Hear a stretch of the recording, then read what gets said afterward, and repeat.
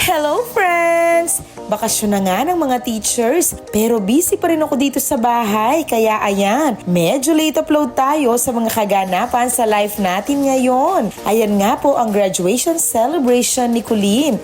Ginawa namin yan 2 days after ng graduation niya dahil nga sa sobrang busy at pagod kaya in-adjust namin yung date. Sunod-sunod kasi ang mga ganap.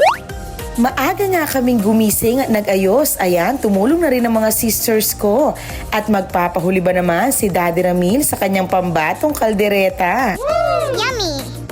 Habang nagluluto nga sila ay busy naman ako sa pag-aayos ng backdrop.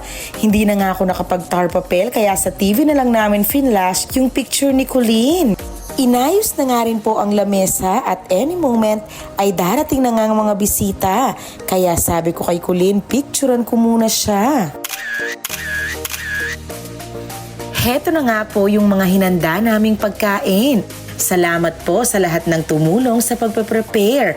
Siyempre, nag-share na naman si Lola Det niya dyan. Basta para sa apo niya, go lang lagi siya.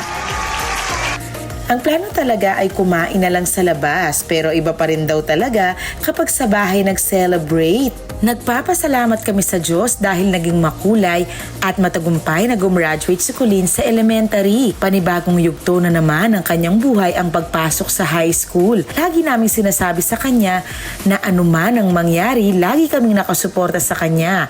May award man o wala, ang importante hindi niya pinababayaan ang pag-aaral niya at masaya siya sa kanyang ginagawa.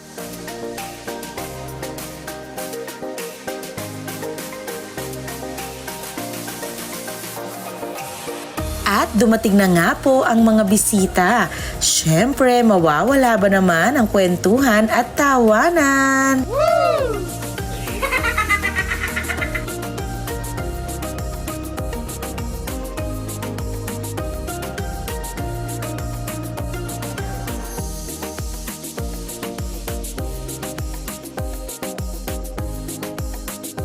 Maraming salamat po sa lahat ng mga nagbigay ng mga gifts at cash kay Colleen. Wow!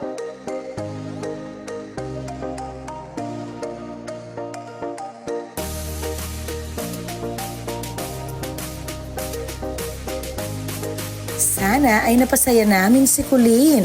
Maraming salamat po sa panonood. God bless us all and have a good time. Bye!